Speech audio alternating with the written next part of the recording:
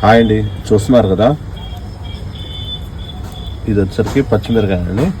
ఇది బ్లాక్ మిర్చి. ఇది బ్లాక్ మిర్చికి ఆకు ముడత అనేది తొందరగా వస్తుందండి. ఆకు ముడత, లీఫ్ మైనర్ అనేది ఇలాంటివి వస్తూ ఉంటాయి. వచ్చినప్పుడు చెట్టు గ్రోత్ అయితే ఆగిపోతుందండి.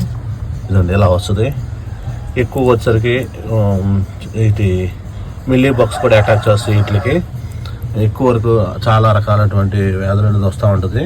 ఇది నేను తీసుకొచ్చినప్పుడు మాత్రం ఇది చూడండి ఇలా ఉంది. ఆకులన్నీ కూడా ఇలా ముడుచుకుపోయి ఇలా ఉన్నాయి.